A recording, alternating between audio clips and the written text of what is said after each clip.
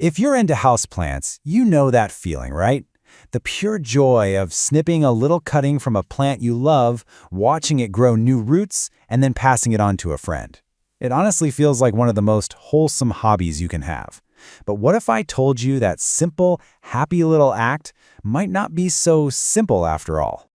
Yeah, you heard that correctly. I know, it sounds completely wild, but that little pothos cutting you're trying to root on your kitchen counter could, in some specific cases, put you on the wrong side of some serious intellectual property law. So that's the million-dollar question we're diving into. Is it actually illegal?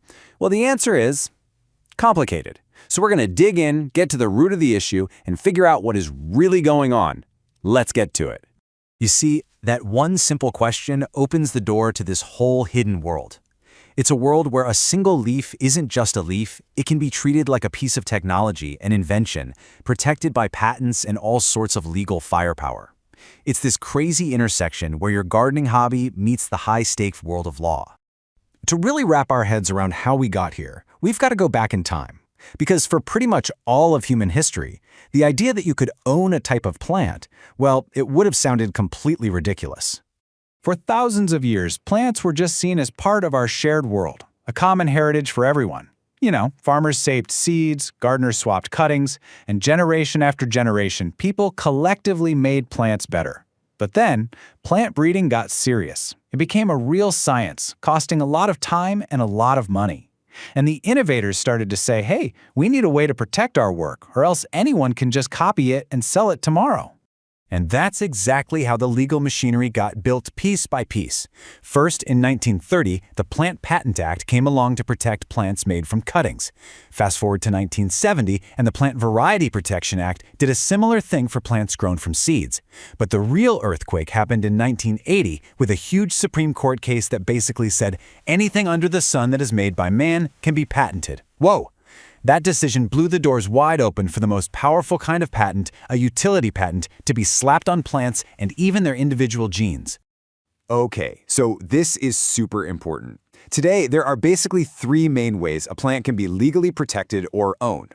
And figuring out the difference between them is the key to understanding what you, as a hobbyist, can and can't do. All right, let's break this down real quick. First up is the plant patent, or PPA. This is the big one for us houseplant folks because it covers plants grown from cuttings. And here's the absolute kicker. It has 0 exemptions for personal use. Then you've got the PVPA, for plants from seeds, which does have some exceptions for farmers and researchers. And finally, there's the heavyweight champion, the utility patent. It's the strongest, can cover just one specific genetic trait, like a special color, and almost never has exemptions. So, let's bring all this legal theory back down to earth. What does this actually mean for you, for your monstera, for your collection sitting in your living room right now? Okay, let's just ask the question straight up. If your plant is protected by one of these patents, and you take a cutting just for yourself or to give to one friend, is that technically illegal? The strict black and white legal answer is yeah. Yeah, it is. The law sees that unauthorized cutting as infringement. But, and this is a really, really big but, in the real world, it's all about risk. Patent holders are businesses. They go after other businesses. They're looking for commercial sellers on places like Etsy or eBay who are making money off their invention. They are not sending lawyers after you for trading a cutting with your neighbor. The cost and bad publicity would be insane. The risk is practically 0 for personal use, but it shoots way, way up the second you try to sell it. Now, part of the problem here is that you might own a patented plant and have no idea. The labeling isn't always great, but here's a pro tip. Keep an eye out for tags that say PPAF. That stands for Plant Patent Applied For, and it's a dead giveaway that the person who created that plant considers it their intellectual property. So if we zoom out a little bit, this isn't just a quirky legal puzzle. It's a massive ethical debate. These laws were created to spark innovation, but many people argue they've created a dark side, raising really tough questions about who gets to control nature itself.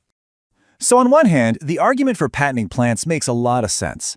It gives breeders a financial reason to spend years and tons of money developing amazing new plants. It rewards their work, grows the economy, and in the end, we, the consumers, get more choices and cooler, stronger plants. But the arguments against patents are just as compelling. Critics are seriously worried that they create these giant monopolies, where just a handful of companies control our food and plant supply. It can discourage independent research, hurt genetic diversity, and it leads to this really profound ethical question. Is it even right for anyone to own a living thing? So, where are we heading? This whole fight over who owns a leaf is constantly changing, pushed forward by incredible new science and brand new ideas about how we should all interact with the natural world. And trust me, it's only getting more complex. New gene editing tech like CRISPR lets scientists make tiny, super precise changes to a plant's DNA. This is creating a whole new level of patents that don't just cover the plant, but the actual code of life inside it, making the whole idea of ownership even fuzzier than before. But, and this is so cool, there's a counter-movement pushing back. It's inspired by the world of open-source software, like Linux. It's called the Open Source Seed Initiative, and they use a special pledge to make sure their plant varieties stay free for everyone to use, to share, and to breed with, forever. It's a totally different way of thinking, based on collaboration, not control. And really, that's what it all comes down to. That simple little act of snipping a cutting from your houseplant connects you to this huge story, a story about invention, about money, and about our fundamental relationship with nature. And it leaves us with one final, very big thought to chew on. When our technology lets us patent life itself, who gets to write the rules for the rest of us?